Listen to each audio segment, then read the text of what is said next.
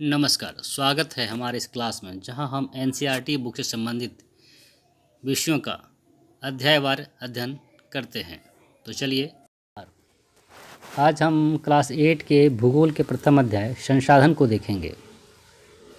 संसाधन क्या है, इसके प्रकार क्या क्या हैं और उसका संरक्षण हम लोग किस प्रकार कर सकते हैं, तो इस पर हम देंगे। जब हम प्यास लगने पर जो जल पीते हैं, हम अपने घर में जिस विद्युत का उपयोग करते हैं, स्कूल से घर पहुंचने के लिए रिक्शा का इस्तेमाल करते हैं, पाठ्य पुस्तक जिसका हम उपयोग अध्ययन करने के लिए करते हैं, ये सभी संसाधन हैं।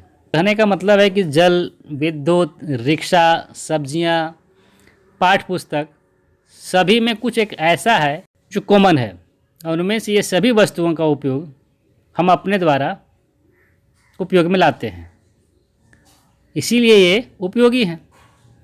एक वस्तु या पदार्थ की उपयोगिता या उसका प्रयोजकता, हम इसका क्या हमारा प्रयोजन है, उसे एक संसाधन बना दी। सभी संसाधन मूल्यवान होते हैं। कहने का मतलब है कि मूल्य का अर्थ होता है महत्व का। कुछ संसाधनों का आर्थिक मूल्य होता है जबकि कुछ संसाधनों का आर्थिक मूल्य नहीं होता है। धातुओं का आर्थिक मूल्य होता है, लेकिन एक मनोरम दृश्य, भूदृश्य का आर्थिक मूल्य नहीं होता है। परंतु ये दोनों संसाधन महत्वपूर्ण हैं और हमारी आवश्यकताओं को पूरा करते हैं।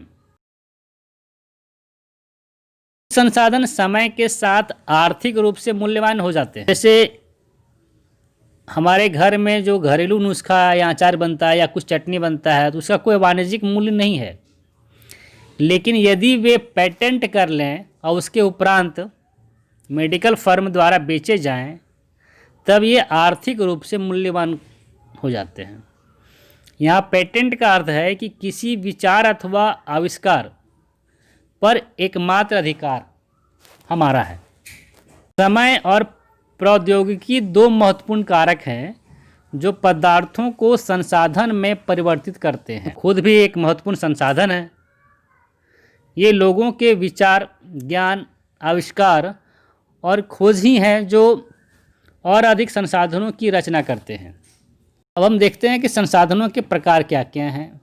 सामान्यतः संसाधनों को प्राकृतिक, मानव निर्मित और मानव में वर्गीकृत किया गया है। प्राकृतिक संसाधन, जो संसाधन प्रकृति से प्राप्त होते हैं और अधिक संशोधन के बिना उपयोग में लाए जाते हैं, प्राकृतिक संसाधन कहलाते हैं। जैसे वायु जिसमें हम सांस लेते हैं, हमारी नदियाँ और झीलों का पानी, मिट्टी और खनिज सभी प्राकृतिक संसाधन हैं। ये हमें प्रकृति से प्राप्त होते हैं और इसमें हम कुछ हेर फेर करके ही इसका उपयोग करते हैं। जैसे अगर वायु अशुद्ध है तो उसको शुद्ध करके हम लेते हैं। खनिज पदार्थ का भी हम अगर व्यवहार लाते हैं, सोना चांदी, तो उसका कुछ न कुछ परीक्षण करके उसको शुद्ध करके ही हम इसका उपयोग करते हैं। प्राकृतिक संसाधनों को विस्तृत रूप से नवीकरणीय और अनवीकरणीय संसाधनों में विभाजित करते हैं। नवीकरणीय संसाधन वे संसाधन हैं जो शीघ्रता से नवीकृत अथवा पुनः प्राप्त हो जाते हैं। इनमें से कुछ असीमित हैं और उन पर मानवीय क्रियाओं का प्रभाव नहीं होता, जैसे सौर ऊर्जा और पवन ऊर्जा। लेकिन फिर भी कुछ नवीकरणीय संसाधनों जैसे जल, मिट्टी एवं वन का लापरवाही से किया गया उपयोग उनके भंडारण को हम प्रभावित करते हैं। जल असीमित नवीकरणीय संसाधन प्रतीत होता है, लेकिन जल की कमी और प्राकृतिक जल स्रोतों का सूखना आज विश्व के बहुत से भागों में एक बड़ी समस्या है। अब देखते हैं अनवीकरणीय संसाधन। वे संसाधन हैं जिनका भंडार सीमित है। भंडार के एक बार समाप्त हो जाने के बाद उनके नवीकृत या पुनः प्राप्त होने में हजारों वर्ष लग जाते हैं। यह अवधि हमारे जीवन की अवधि से बहुत अधिक है, अर्थात हमें अपने जीवन में वह पुनः प्राप्त नहीं हो सकते हैं। इस प्रकार के साधन अनवीकरणीय संसाधन कहलाते हैं। जैसे कोयला, पेट्रोलियम तथा प्राकृतिक गैस इसके उदाहरण हैं।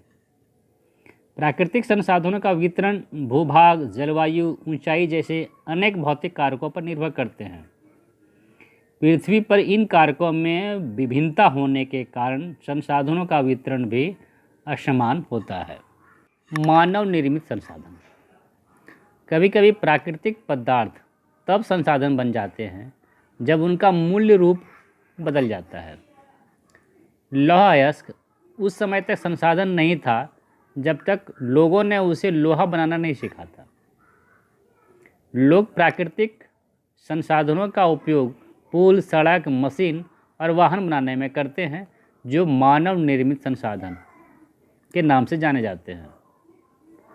प्रौद्योगिकी भी एक मानव निर्मित संसाधन है, इसलिए हम लोग प्राकृतिक संसाधनों का उपयोग करके मानव निर्मित संसाधन बनाते हैं। मानव संसाधन। लोग और अधिक संसाधन बनाने के लिए प्रकृति का सबसे अच्छा उपयोग तभी कर सकते हैं जब उनके पास ऐसा करने का ज्ञान, कौशल तथा प्रौद्योगिकी उपलब्ध हो। इसीलिए मनुष्य एक विशिष्ट प्रकार का संसाधन है। अतः लोग मानव संसाधन हैं। शिक्षा और स्वास्थ्य लोगों को बहुमूल्य संसाधन बनाने में मदद करते हैं।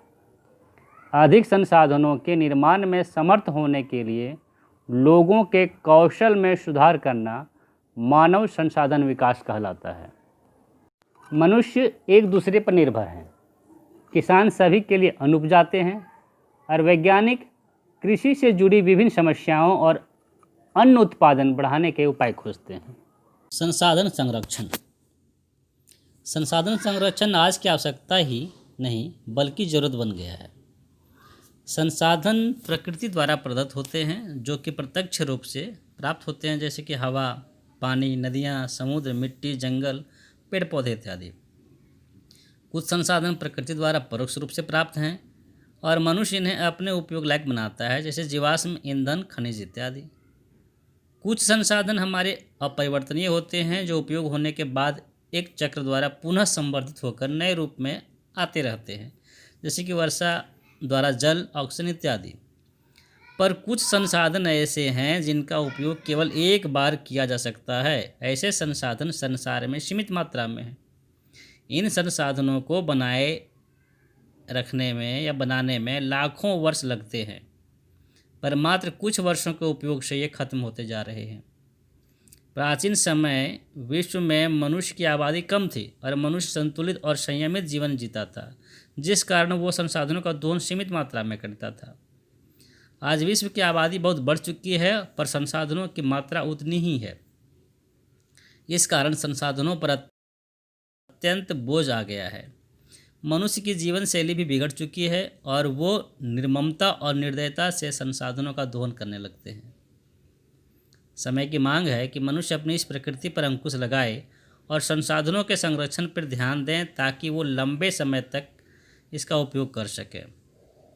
अगर हम मनुष्य समय पर नहीं चेते तो संसाधनों को शीघ्र खत्म होते देर नहीं लगेगी। तब हमारे चारों तरफ हाहाकार मच सकता है और हमारे अस्तित्व पर ही संकट खड़ा हो सकता है। अतः हमारी पृथ्वी और इस पर निवास करने वाले लोगों का भविष्य पेड़ पौधे और परितंत्र की सुरक्षा और संरक्षण से जुड़ा है। अतः यह सुनिश्चित करना हमारा कर्तव्य हो जाता है कि सभी नवीकरणीय संसाधनों के उपयोग सतत पोषणीय हों, पृथ्वी पर जीवन की विविधता संरक्षित की जाए और प्राकृतिक पर्यावरण तंत्र की हानि को कम से कम किया जाए। इसी के साथ हमारा संसाधन विषय समाप्त होता है। नमस्कार।